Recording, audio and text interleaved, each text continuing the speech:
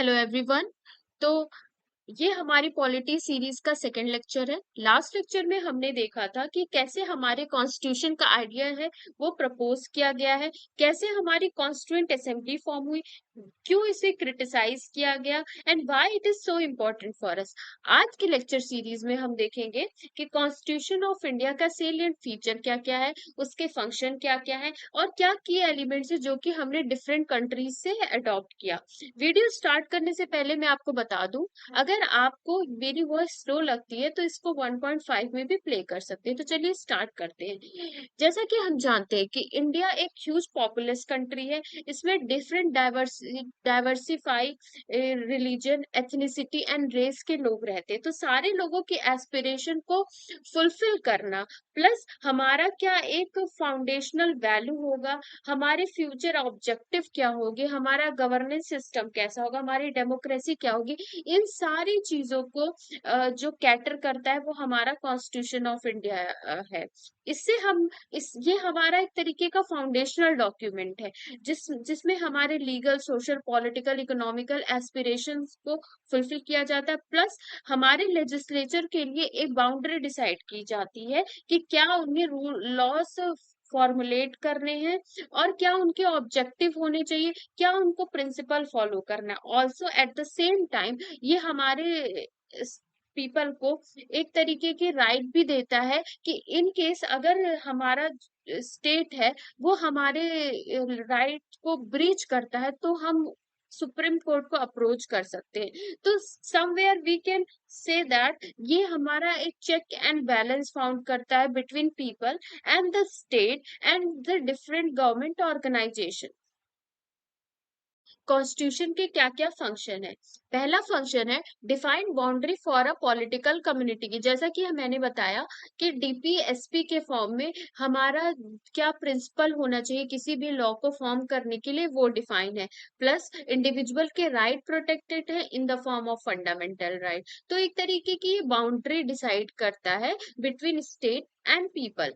Next is define the nature of politics. हमारा governance system कैसा होगा, रिपब्लिक होगा, मोनार्की होगा, ये सारे जो नेचर होता है ये डिफाइन किया गया है हमारे कॉन्स्टिट्यूशन में। थर्ड है identify and define value of national community.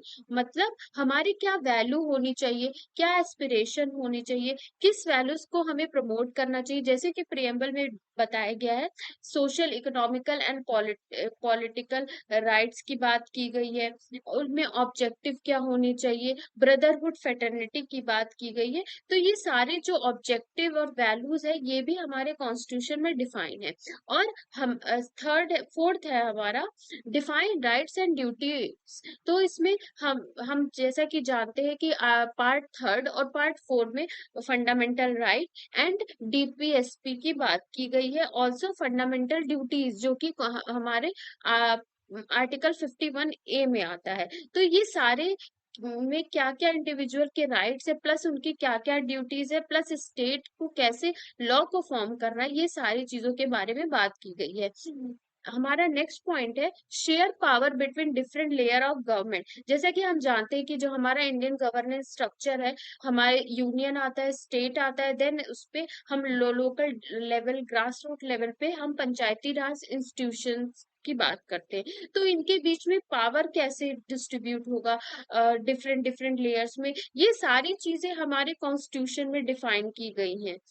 Next is commit state to a particular goal. हमारे स्टेट का गोल क्या होना चाहिए, क्या उसकी वैल्यूज होनी चाहिए, ये सारी चीजें भी बताता है। Define the religion of the state. जैसा कि हम जानते हैं कि हमारा जो इंडिया है वो एक तरीके का सेकुलर स्टेट है।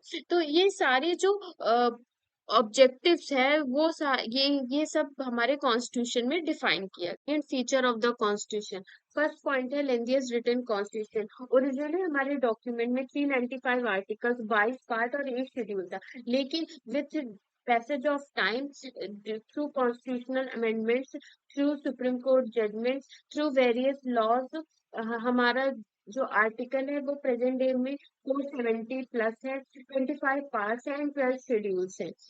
और वेरियस फैक्टर जो कंट्रीब्यूट करते हैं, जैसे कि ज्योग्राफिकल फैक्टर्स, हिस्टोरिकल फैक्टर, जैसे कि गवर्नमेंट ऑफ इंडिया 1935 से इंस्पायर्ड है।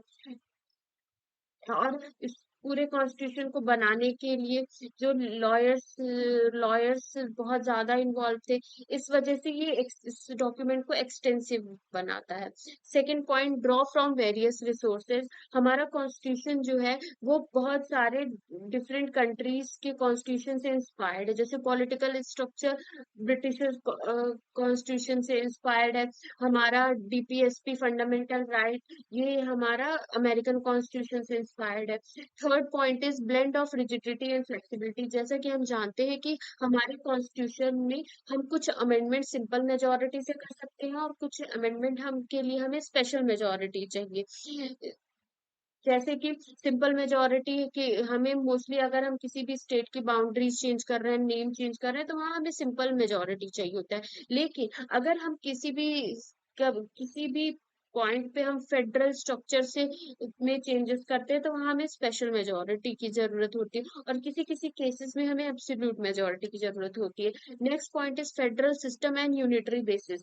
जैसे कि हम जानते हैं कि हमारे स्टेट के जो पावर है वो डिवाइडेड है सेंटर और स्टेट के बीच में। और with 73rd and 74th constitutional amendment कुछ पावर्स हम लोकल बॉडीज को भी देते हैं।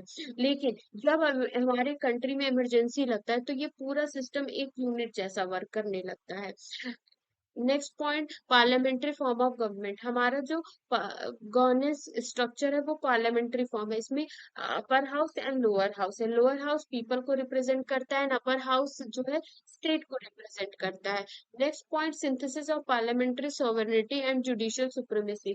जैसा कि हम जानते हैं कि हमारे हम कुछ लॉज के थ्रू अमेंडमेंट कर सकते हैं, लेकिन अगर वो लॉज इंडिविजुअल राइट को ब्रीच करता है, तो supreme court through article 13 and article 32 उस सारे लॉज को स्ट्रक डाउन कर सकता है under judicial review. Next point, integrated and independent judiciary. हम जैसे कि हम जानते हैं कि जो हमारा जुडिशियल सिस्टम है, हायरार्की वाइज सबसे पहले टॉप पे Supreme Court, then High Court, and lower पे district court and session court आते हैं। तो किसी किसी इंस्टेंट में हम पहले ही इंस्टेंट में हम सुप्रीम कोर्ट जा सकते हैं, लेकिन कुछ जैसे क्रिमिनल केसेस में हमें सबसे पहले सेशन कोर्ट, फिर high court, then Supreme Court. तो ये एक तरीके का सिंथेसिस शो करता है इंडिपेंडेंट का भी और इंटीग्रेटेड सिस्टम का भी। Next point, third tier government. जैसे कि हम जानते हैं कि 73 एंड 74 कॉन्स्टिट्यूशनल अमेंडमेंट के थ्रू हमने पंचायती राज इंस्टीट्यूशन एंड म्यूनिसिपैलिटीज इंट्रोड्यूस किया था हमारे कॉन्स्टिट्यूशन में, ताकि हम ग्रास रूट लेवल डेमोक्रेसी को प्रमोट कर सके। Next point is fundamental right. जैसे कि हमने डिस्कस किया था कि under part third of the constitution fundamental right को डिफाइन किया गया है, जो कि एक लिमिट सेट करता है स्टेट के ऊपर कि वो इंडिविजुअल के राइट को ब्रीच नहीं कर सकता। Part fourth A of the constitution, जो कि 42 कॉन्स्टिट्यूशनल अमेंडमेंट के थ्रू ऐड किया गया था, उसमें हमें हम बात की जाती है कि कैसे हमारे कुछ ड्यूटीज भी हैं रिस्पेक्टिव ऑफ राइट्स। मतलब हमें कुछ ड्यूटीज भी परफॉर्म करनी है हमारी कंट्री के लिए, स्टेट के लिए। Next part is directive principle, जो कि पार्ट फोर्थ में डिफाइन है कि स्टेट क्या प्रिंसिपल्स फॉलो करेगा किसी भी लॉ को रेगुलेट करने के लिए। Next point, universal adult franchise. अगर आप 18 ईयर से अबव है, तो आप फ्री हैं irrespective of your cast, religion, sex, place of birth, आप वोट दे सकते हैं। ये सारी चीजें जो है हमारे कॉन्स्टिट्यूशन में डिफाइंड है। Next point, independent body. लेकिन हमारा गवर्नेंस स्ट्रक्चर कैसे वर्क करेगा, उसको इंश्योर करने के लिए कुछ इंडिपेंडेंट बॉडीज भी बनाई गई है, जैसे कि election commission of India, union public service commission. इस तरह की बॉडी जो कि इंश्योर करती हैं smooth and easy functioning of administration. Next point is single citizenship. जैसे कि हम जानते हैं कि यूएसए में डुअल सिटीजनशिप है, लेकिन इंडिया में हम सिंगल सिटीजनशिप फॉलो करते हैं। आपको आपको किसी भी स्टेट में रहने के लिए वहां की सिटीजनशिप नहीं चाहिए, लेकिन यूएसए में अगर हम देखें तो वहां हमें स्टेट के लिए सिटीजनशिप प्लस हमारे किसी भी स्पेसिफिक स्टेट में रहने के लिए भी सिटीजनशिप चाहिए होता है। Next point is cooperative society, जो कि 97 कॉन्स्टिट्यूशनल अमेंडमेंट 2011 में इंट्रोड्यूस किया गया था। तो ये सारे हमारे salient feature of the constitution करेंगे कि कौन कौन से फीचर्स है जो हमने डिफरेंट कंट्रीज से बोरो किया है।